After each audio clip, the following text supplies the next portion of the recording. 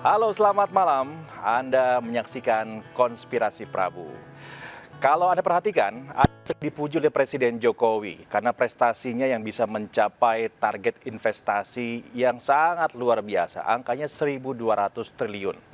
Yakini Menteri Investasi yang juga Kepala BKPM Indonesia dapat tantangan baru, targetnya itu dinaikkan, biasalah. Tetapi kita akan coba lihat apa sebetulnya rahasia dan resep dari seorang Bang Bahlil, saya menyebutnya, karena sangat egaliter orangnya, tentang resep dan juga tips untuk bisa mendatangkan investasi sebanyak itu. Langsung kita hadirkan di Konspirasi Prabu. Selamat malam Bang Menteri. Selamat malam Mas, Assalamualaikum. Selamat, ini target bisa achieve ya, 1.200 triliun. Target 1.200 triliun di tahun 2022, tapi mampu kita realisasikan 1.207 triliun. Ada 7 triliun lebihnya. Lebih, di luar hulu migas, di luar sektor keuangan, dan di luar UMKM.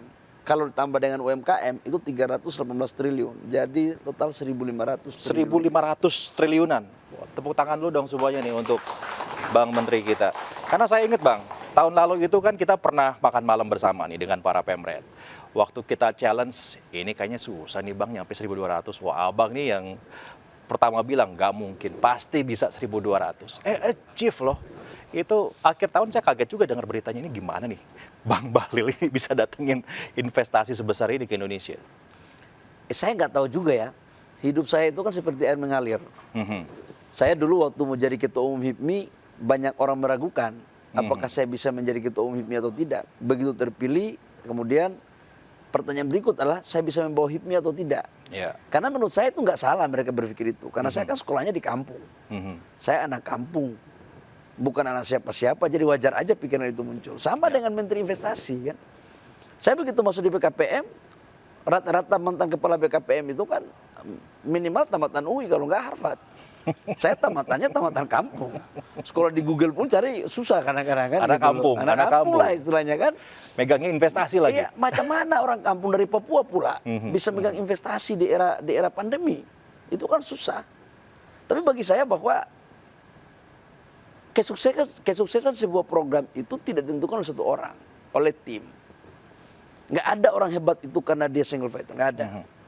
Jadi harus ada kerja tim. Nah kalau kerja tim itu bicara tentang leadership, bicara tentang manajerial, bicara tentang kemampuan intuisi, dan satu lagi bicara tentang kerja keras.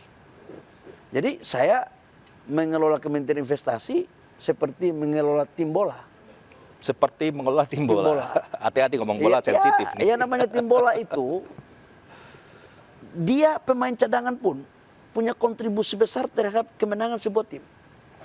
Dan kemenangan tim bola itu tidak ditentukan oleh satu orang, dibutuhkan kerjasama. Teamwork. Jadi ya mungkin di samping itu memang arahan Bapak Presiden Jokowi. Leadership Bapak Presiden Jokowi ini kan luar biasa sekali. Dan itu diakui oleh dunia. Di Indonesia orang mau suka atau tidak suka, sebagian orang suka, sebagian orang nggak suka. Itu menurut saya nggak terlalu penting. Faktanya dia bisa membawa kepemimpinan nasional di era pandemi, di era krisis global yang susah, tapi kita mampu pertumbuhan ekonomi kita 5,31%, inflasi kita di bawah 6%, dan ini salah satu pertumbuhan ekonomi tertinggi untuk negara-negara G20. Di era pandemi, hampir orang semua mengatakan bahwa gimana cara menyelesaikan pandemi. Tapi Indonesia salah satu negara yang mampu menyelesaikan pandemi dengan baik. Karena itulah kemudian FDI kita, foreign direct investment kita, investasi dari luar negeri, itu punya kepercayaan yang besar kepada Bapak Presiden Jokowi. Jadi yang hebat itu sebenarnya bukan menteri investasinya atau tim Kementerian Investasi. Yang hebat itu presidennya yang mampu mendrive para pembantunya. Ya kita ini nggak punya visi misi. Yang namanya pembantu itu kan mengerjakan apa yang diperintahkan oleh presiden. Jadi jangan pembantu merasa bos, itu yang repot. Mantap kali ini statementnya. Jadi pembantu aja, jangan pembantu merasa bos. Kita itu mengerjakan apa perintah bos. Kira-kira begitu. Emang perintahnya kayak gimana Bang Menteri waktu lagi awal-awal nih, Bang Menteri dikasih target 1.200 T dan sebelumnya juga kan sebetulnya achieve juga ya Bang Menteri ya. Bagaimana, saya pengen gini, jadi Bang Menteri waktu di ruangan itu ya, Bapak Presiden mengarahkan ke Bang Menteri untuk 1.200 triliun target investasi, itu dialognya tuh kayak gimana nih? Wah ini ngeri ini, membocorkan rahasia dapur. Wih, nggak apa-apa lah Pak. Sebenarnya gini ya, Saya itu tahun 2021, tahun 2020 itu investasi kita 815 triliun kurang lebih. Bahwa Presiden memberikan target tahun 2021 harus 900 triliun. Itu sebagai syarat untuk pertumbuhan ekonomi kita tidak terlalu drop. Karena itu kan era pandemi. Ya. Alhamdulillah kita mampu menyelesaikan 901 triliun di 2021. 2022, Bapak Presiden menyampaikan kepada saya, Mas Bahlil, ekonomi kita kan kemarin tumbuhnya tidak terlalu bagus. 2022 kita harus tumbuh di atas 5,5%, di atas 5%. APBN kita kan 5,3%. Syarat untuk mencapai pertumbuhan ekonomi 5,3%, investasi di sektor real kita harus minimal 1.200 triliun. Itu syarat. Maka kemudian Bapak Presiden mengatakan bahwa Mas Bahlil, gimana caranya kamu harus bisa mencapai 1.200 triliun. Saya pusing juga waktu itu kan. Waduh, ini badan saya udah kecil, pendek, ditambah beban, nggak tinggi-tinggi kita kan, aku pikirkan gitu loh. Tapi ya saya dapat memahami apa yang Pak Presiden itu perintahkan. Pertama karena memang kita sama-sama orang dari daerah. Orang daerah itu kan suka tangan-tangan. Nah karena memerintahkan sebagai pembantu, harus loyal, taat, dan menjalankan perintah. Namanya lurus, perintah ya. Presiden tidak boleh diskusikan, dijalankan. Apalagi itu untuk kebaikan rakyat bangsa dan negara. Saya membuatlah beberapa langkah-langkah strategis yang di luar kelaziman. Karena mengelola investasi di era pandemi atau pasca pandemi itu tidak ada teorinya. Di Harvard pun nggak ada, apalagi di UI. Itu Maksudnya nggak ada. gimana Bang maksudnya Bang? Tidak ada satu makom cerita strategi secara teoritis yang menjelaskan tentang merebut investasi di era pandemi atau pasca pandemi. Itu nggak ada teorinya. Karena belum pernah ngalamin Nggak pandemi ada, semua ya. Di Harvard aja nggak ada, apalagi di UI atau di kampus yang lain. Itu logika saya. Karena itu apa yang terjadi? Ada yang disebut dengan intuisi dan konsep tiba saat tiba akal. Tiba saat, Tiba akal. tiba akal. Oke, ini teori Bahlil nih. Bahlilnomics kayak ini. Karena apa? Gimana? Kita harus keluar dari makom kelaziman. Kita harus turun untuk mengawal para investor. Kita harus turun untuk memperbaiki regulasi. Kita harus turun untuk bagaimana bisa berdiskusi dengan para pelaku usaha. Untuk membuat mereka percaya kepada Indonesia. Dan kemudian mereka memutuskan untuk mereka melakukan investasi di Indonesia. Sebab apa? FDI waktu itu turunnya itu 20-30% dunia global. Maka dari uang yang berputar sedikit, kita harus bagaimana mencuri respect mereka untuk bisa masuk ke Indonesia. Mendapatkan perhatian mereka. Maka kita lakukan tim, kita kerjasama dengan kementerian lembaga. Ya saya juga membuat satgas, namanya Satgas Mawar. Satgas Mawar. Ya anak-anak muda usia di bawah 35 tahun, pintar-pintar di BKPM itu namanya pintar-pintar. Kenapa dikasih nama Mawar? Saya ingat aja dulu waktu saya jadi aktivis. Nggak usah saya ceritakan itu. Tapi yang jelas ada kenangan saya waktu menjadi aktivis kampus gitu kan. Oke. Tapi yang jelas tim Mawar itu adalah anak-anak muda yang gesit, yang cerdas, yang betul-betul mereka kerja untuk rakyat bangsa dan negara. Ada di BKPM. kementerian. Oke. 14 orang anak-anak itu. Saya bagi per zona, per negara, per benua, dan kita kerjakan. Dan alhamdulillah kita mampu di 2022 itu 54% FDI. Jadi dari 1.207 triliun, 54% itu investasi asing. Jadi tumbuh investasi asing kita 2022 itu 43%. Dalam negeri itu 46%, tumbuh 23%. Jadi selain kita dari investasi asing, investasi dalam negeri juga jalan. Oke. Dan Bapak Presiden memerintah kepada saya, Mas Bahlil, kalau ini nggak tercapai, maka penciptaan lapangan pekerjaan tidak maksimal. Pendapatan negara itu tidak akan bisa maksimal. Jadi dalam pikiran saya itu cuma lapangan pekerjaan, pendapatan negara. Lapangan pekerjaan, pendapatan negara. Instrumennya adalah investasi. Dan hilirisasi tidak bisa kita lakukan secara masif. Dan hilirisasi sekarang kita lakukan secara masif, terutama di sektor pertambangan. Spesifik lagi nikel. Tapi kan itu lagi banyak dapat tantangan juga nih Bang Bahlil. Masalah hilirisasi ini. Dari Eropa sekarang. WTO. Gini. Jangan dipikir negara-negara hebat-hebat itu senang dan ikhlas untuk melihat negara-negara berkembang seperti Indonesia untuk menjadi negara maju.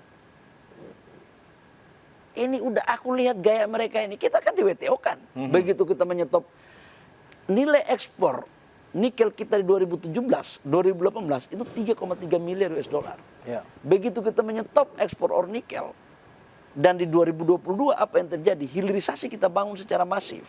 Dan nilai ekspor kita itu mencapai kurang lebih 30 bilion US dollar. 10 kali lipat. Dari 40 triliun lebih, dari 45 triliun menjadi 450 triliun rupiah. Bayangkan, pemerataan pertumbuhan ekonomi di daerah-daerah yang dulunya Maluku Utara yang dikenal cuma di peta, nggak ditahu rakyatnya bagaimana, sekarang salah satu provinsi pertumbuhan ekonominya tertinggi. Investasi udah masuk saja sekitar 10 bilion US dollar.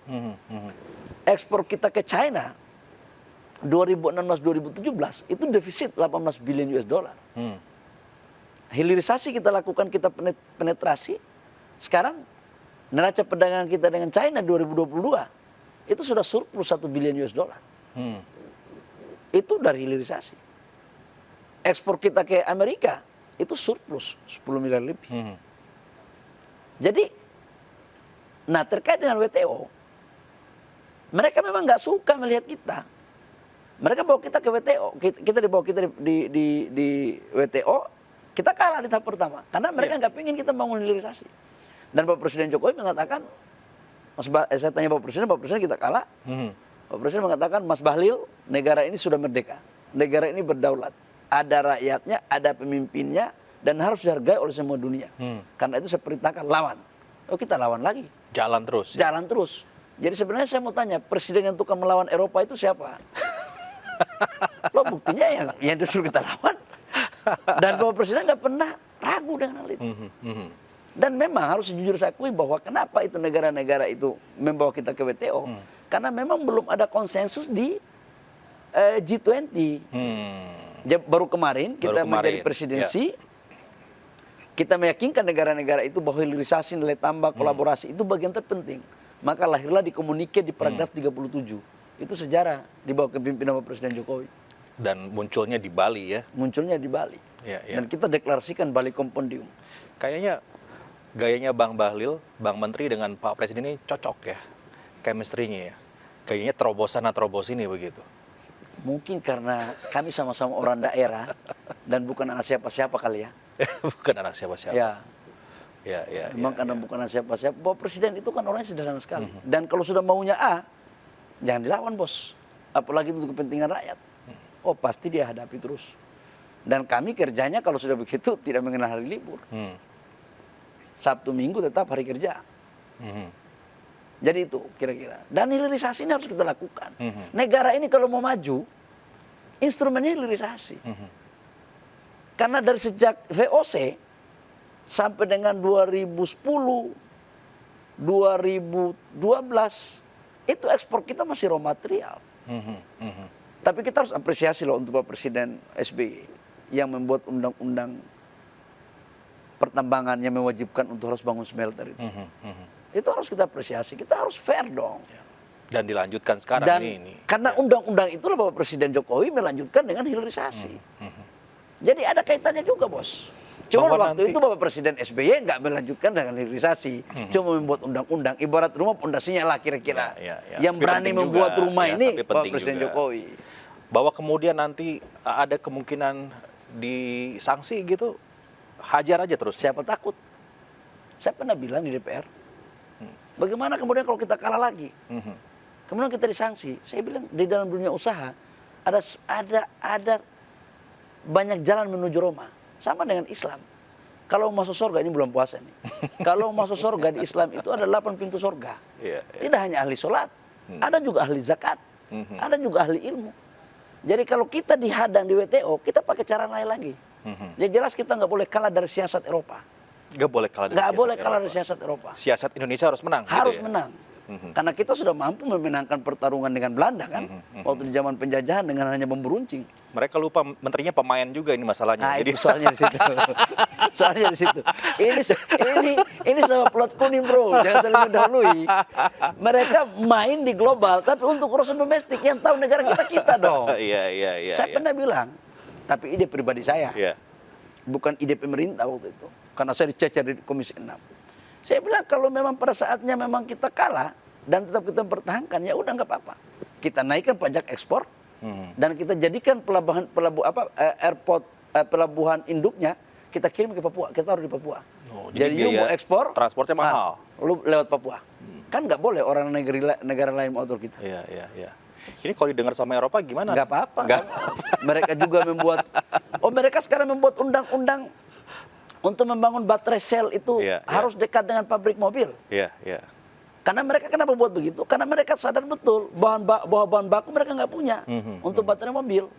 Sekarang mereka menaikkan lagi satu tahap untuk katoda. Jadi bahan baku baterai sel untuk baterai mobil itu kan dari mining, smelter, HPAL, precursor, cathode, baterai sel. Mereka sadar betul Eropa itu mereka nggak punya sumber daya alam itu. Tetapi mereka nggak pingin untuk baterai selnya itu ada di negara lain. Inilah gaya mereka ini kan. Mereka buat aturan bahwa baterai sel itu harus dekat dengan pabrik mobil. Maka dia menarik semua para investornya untuk bangun baterai selnya di Eropa. Di Eropa. Dekat dengan pabrik mobilnya. Supaya kita menyuplai raw material terus. Ini kan akal-akalan. Dia kirain kita ini masih bodoh gitu kan. Dia kirain kita ini masih baru belajar. Dia lupa. Dia lompat kata, kita lompat indah ini barang. Nah. Kemudian kita bilang kalau begitu, oke.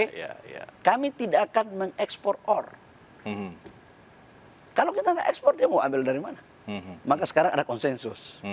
Jadi kita nggak boleh terlalu intervensi. Akhirnya ini jadi mulai ada bargain, ada kompromi gitu ya. Karena sikap kita juga kuat juga, solid juga ya, Bang. Yang penting menurut saya begini ya, memimpin negara ini yang penting jangan otak pelantut-pelantut. Apalagi itu, otak pelantut-pelantut. Pelantut itu begini ya, pintar tapi nggak punya pendirian. Oh, nggak boleh dong itu. Iya. Ini yang repot. Iya. Ngapain pintar kalau nggak punya pendirian? Yang penting punya pendirian dulu Harus ya, Bang punya, ya. harus punya leadership. Siap. Harus punya pendirian, harus punya prinsip. Pintar itu bisa sama-sama kita belajar. Nah, ini bicara tentang kepemimpinan. Menarik juga nih kita ngomongin supaya kepemimpinan 2024 itu solid. Gimana kalau kita ngobrolin di 2024? Selanjutnya berikut maksudnya. Tetap bersama kami.